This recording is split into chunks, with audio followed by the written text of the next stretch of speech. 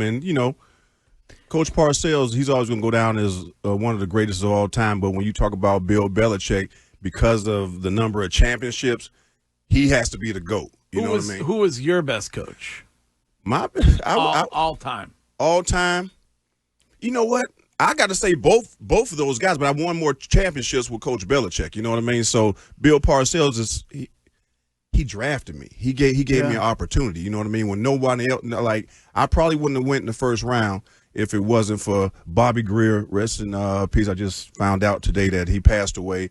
And Coach Parcells, I was told that I wasn't the favorite, but somebody made a decision, and actually it was Bobby Greer. Actually made the decision. Wow. So I had to earn Coach Parcells' trust. You know what I mean? Because I think he wanted a running back at the time, but as time went on, I became one of his guys. You know what I mean? But I would say, for as learning the game, because I was still playing on athleticism with Coach Parcells, Bill Belichick taught me more about the game. But as far as the mental aspect of it, I give all the credit to Bill Parcells, because he would challenge you and he would make you feel low if you let him. Right. You know what I mean? That's the type of guy There's that two he was. different ways to look at it, and this is what I always say to people.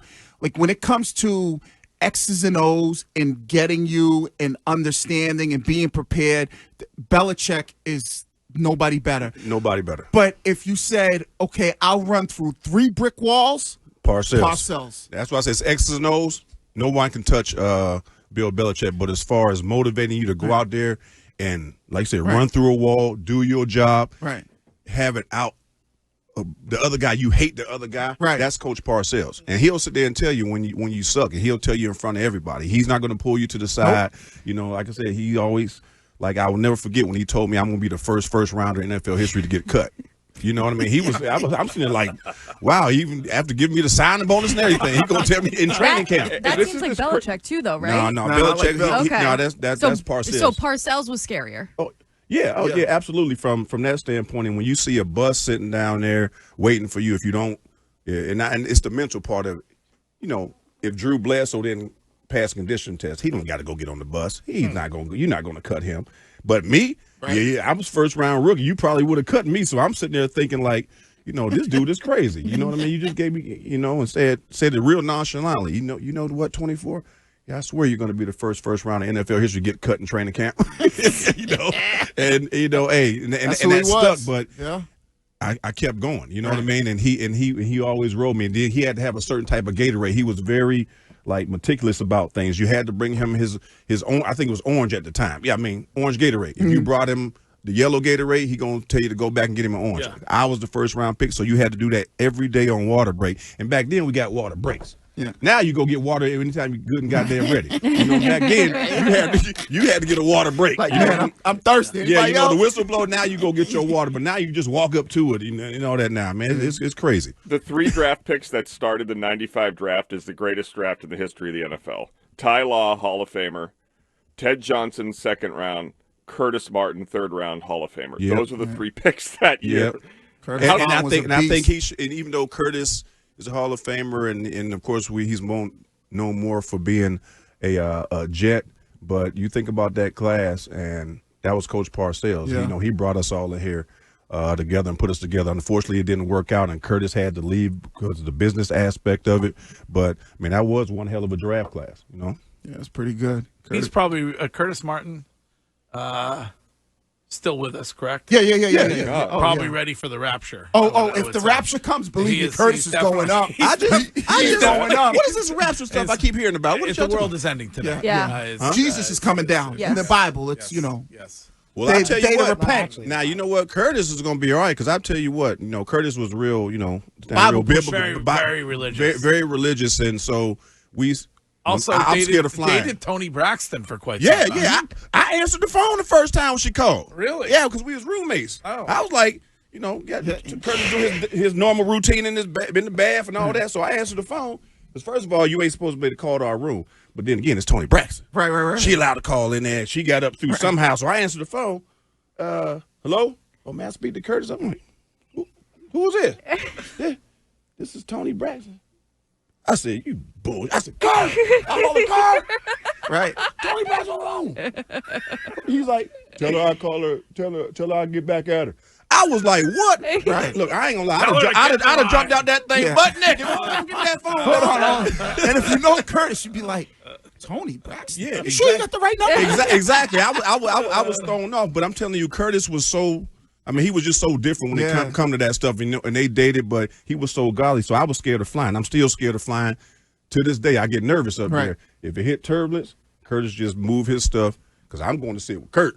Yeah. You know why? Why? Because if something happened, he ain't gonna shit happen to him. Shit ain't gonna happen to Kurt. So I'm gonna say he like the black box. I'm sitting next to Curtis Martin. So every time it hit turbulence, he'll just move his back, and I go sit next to Kurt. You know? Curtis was the man. He was Curtis, the ultimate like teammate. Yeah, he was an ultimate teammate, man. Curtis also does not appreciate you and the activation of the swear jar. I mean, Curtis, he even have a sip of wine now. He drink my vodka now. You know, he'll sip on it every now and again. But he wasn't cussing or nothing. No, he like wasn't that. cursing He was nothing like like AP Anthony Pleasant. They were Bible pushers. So he's gonna send. Matthew No, but- Slater but, hey, also, but now, Matthew hold on. Slater, very Slater, religious yes. guy. Oh no, Yes. Slater's a very, very religious guy, and that's how. He will be ascending. Yes, Yeah. and that's how Curtis Martin was. And- So is and- Hunter and Henry. Curtis wouldn't you wouldn't even swear too much around Curtis. Right. I mean, most people I would. I didn't give a damn, but I mean, but most people you gave him that type of respect. Yes. But again, Curtis. He wasn't always like that, though. Y'all, you can look up his story. I ain't saying nothing now, but He's a Pitt guy. What? He's a Pittsburgh guy. Went to Pittsburgh. Before C. Martin was C. Martin, man. I ain't about to say, man. I'm gonna leave it at that. Leave it there. Yeah. Well, Bill Parcells, he deserves the honor. He should. Oh be yeah, there. he should have been in. But I think he's a contributor, not like a coach. He's more of a contributor, right? Do I understand that he and Bill have something in common when it comes to their choice of companions? Yeah, I think he had a little young thing with him there too, man. Hey, man. How old is he? 84. 84. I mean, from what I was told, Yeah. that was his old lady. I took it as He I still thought it was got might it. have been his granddaughter young- or something, but I heard that was his old lady. I was like, Yeah. damn. You mean young lady? Bill and Bill, yeah. She I might thought be it was his younger than me. granddaughter too. I was like, oh, okay, how you doing? Nice to meet you. That was it. Yeah, that's what I'm saying. But I mean, I've heard, after the fact, because when you meet somebody, just like Coach Belichick, when I first met, Jordan. his was Jordan. Yep. Yeah. I thought that was his granddaughter, so I didn't know that they were dating. You know, They and still it was got the it. same situation right there. So both of them, still got it. And they like brunettes. I mean, Bill. I mean, Yes. your name Bill, Yeah. right? I mean, hey, you got some bills. Yes. Parcells will tell you too.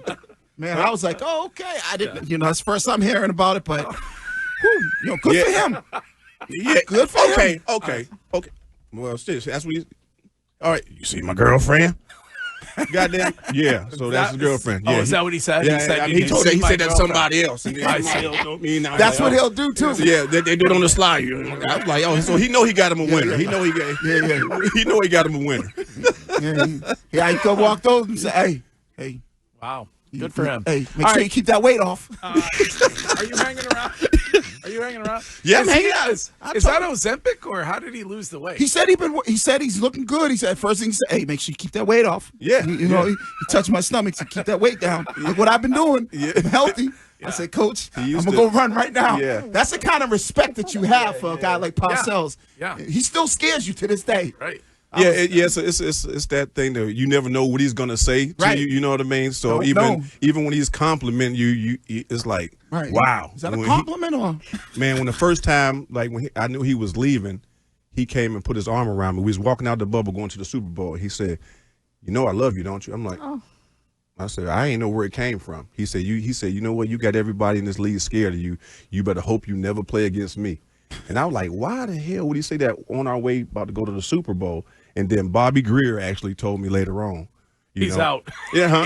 He's No, gone. Bobby Greer told me like years later that I was one of his favorite guys, and he even mentioned me in his book and all that stuff because he used to get on me so much, but I always bit back at him. You know, my mouth wasn't. I'm from Aliquippa, but it wasn't always as respectful as it should have been. But we're playing football. You come at me, I'm coming back at you. Right. So even when he told me, you're gonna be the first rounder in NFL history to get cut, I said, MF, you already gave me 1.6. Do what you got to do. That's what I said at the time. That's what I said at the time. And the crazy part about it is playing with Ty, and that's who Ty is. There are only two people that I played with that had that type of juice to go back at Bill Parcells.